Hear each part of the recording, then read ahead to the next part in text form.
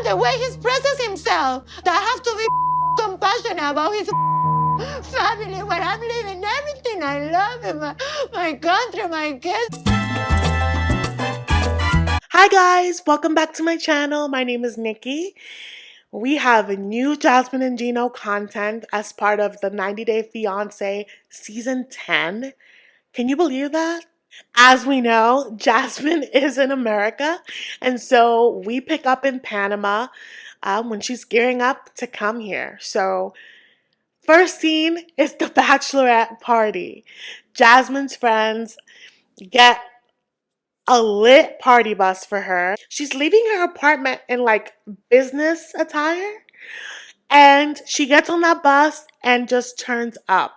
My friends are picking me up because it's my bachelor party. It's very sad to think that they are not gonna be able to make it to my wedding. And why not to have a party? This is like a bachelorette party slash going away situation, and it is just as chaotic as you would imagine it. And at one point, Jasmine is flashing her behind out the window, and then they pan to like police. I'm hoping the police didn't see anything because I feel like here they would have gotten stopped. I think it was like an editing thing for sure. It was a hilarious scene. At one point we saw like a blow up penis that had a Gino hat. They give us a recap about their relationship, and one thing that Jasmine says, and I'm sure she said it before, but I was just like, I don't like traditional good-looking guys because I'm a super jealous person. if I was her partner, that would not make me feel good. She says it like it's a funny thing, and she says that Gino laughs, but I'm sure that would be hurtful, right? I'm like, if your jealousy is that intense, I mean, we've been known that Jasmine needs to get some therapy for that jealousy, but just so interesting. My feelings with Jasmine, I love seeing her in her element with her friends, and I really do like her as a person. I just don't like her in connection to Gino. I don't like the way she treats him. But Jasmine out in the world seems like a nice person. And so they show us Gino, and Gino's carrying this box with his things, and it's clear that he's leaving his job. But then Gino tells us that this is his last day at the job because he wanted to take time off to help Jasmine acclimate to life in America. Told my boss, that I need to take a leave of absence from my work for a while. I want to make Jasmine a priority. I want to make sure she gets on her feet in Michigan. I'm really worried, like, if she's not able to adapt to it, is she going to go back to Panama and that's it? Which on paper sounds so sweet. I thought that was so thoughtful, but you don't have to quit your job to do those things.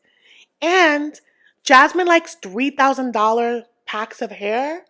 You're gonna need money. Which then makes me ask, Gino, how much money do you have saved? Because you're a pretty cheap guy, right? But you have a savings. You would think that you would want to keep adding money to that savings since you're using so much of it. I just don't get it. I think his intent is very beautiful, very thoughtful, and clearly an act of love, but I think that's going to be a hard one with the kind of partner that he has. A little worried about telling Jasmine that I quit my job because Jasmine likes to live the luxury good life. And if I don't have any income or money, oh my God, Jasmine's going to kill me. Gino's perspective, they show us a montage of their greatest hits. And by greatest hits, I say that sarcastically. It's just so much drama. And then the producer asked Gino, like, so what are the kind of things that you and Jasmine fight about? And the list of things that he goes on about is just pathetic. It's equally hilarious, but equally tragic and equally horrifying. So we meet up with Jasmine back at the bachelorette party, and she looks very different. Dressing. One of the few things that Gino compliments me is like, oh my gosh, your fat ass, I love it. And I was like, oh my gosh, what am I gonna do? It's gone. So I got butt implant. She tells us in the confessional that she's lost a lot of weight and she's lost the little ass that she had, and that was the one thing that Gino always complimented. And so when she lost all that weight and she lost her ass, she was like, well, I want to feel good and I want to feel like he's going to compliment me, so I'm going to get butt implants. And here's the thing. You can do whatever you want with your body on your dime. And she has done a lot of work on herself. Here is the kicker. Gino sends her money as like allowance because she's not working. He sends her money and he's been sending her money to get a wedding dress. She used the wedding dress funds for her butt implants and Gino has no idea. Gino no sabe que me operé el trasero. No. No se lo he dicho. Gino estaba dándome, o sea, como una mesada, pues, para mi vestido de boda. And that's my problem with Jasmine. She crosses such hard boundaries. And the thing is that Gino is in so deep that he's not going to get out, but it's such a violation. And she does it with a smile on her face. And it's like if he were to do even a fraction of that, we wouldn't hear the end of it. And that's why it's just so unfair. And that's when I'm like, oh, Jasmine, this episode is no longer fun because you are abusing your resources. You are abusing Gino's resources, which we've found out that are limited. And she spent the wedding dress money on the butt implants, and you know she's going to require a very expensive dress when she comes to America. So it's just going to be a fight that Gino's going to lose. And then they pan to Gino, you know, telling us he was about to buy a treadmill, I'm guessing for Jasmine. And he's like, actually, I can't. He's been paying for her rent, her lifestyle, her upkeep. And he's like, you know, I've kind of created a monster. Jasmine is a bit spoiled and she's going to come in, she's about to get a rude awakening when she moves to Michigan because life is going to be different. Already knew that. We already knew that we're going to have drama with money. What we didn't know and what we didn't foresee was that we would ever see Jasmine's kids. And we saw her oldest son in this episode. ¿Cómo le fue a mi bebé? Bien, mamá. And I thought it was such a sweet moment because it finally humanized this person to me. And it also let me in on just a big thing that there's so much of their lives that we don't see. I don't like the way Jasmine treats Gino, but that's not her only identity, right? And I wish that we would see more of it so we can see more range because there's just so much going on. So we start to see all these photos of her with her child. And we also see photos of the child with Gino. She lets us know that she introduced her kids to Gino a year into their relationship when she and him established that they would be serious.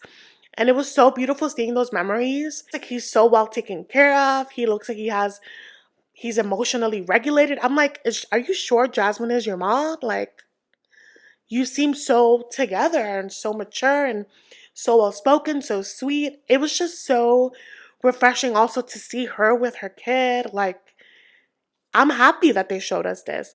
From the sounds of it, it looks like the kid, like her child lives primarily with their father.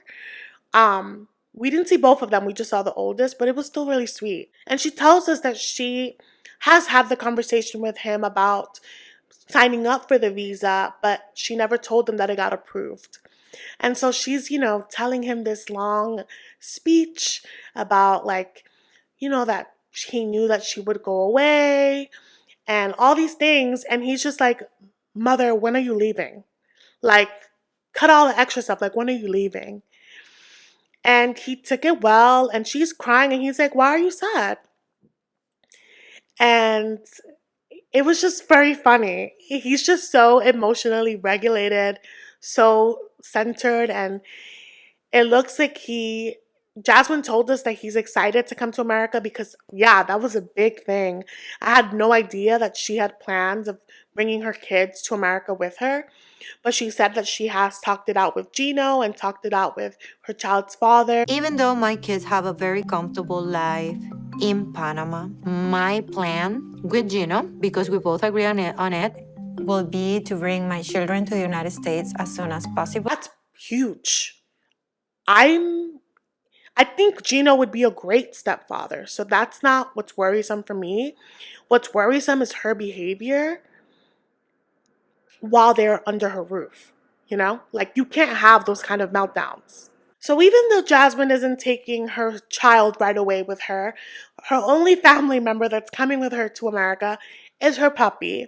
And so she's at the dog spa, of course, and she calls Gino and they're talking. And Gino's, asking questions. And he's like, is your dog potty trained?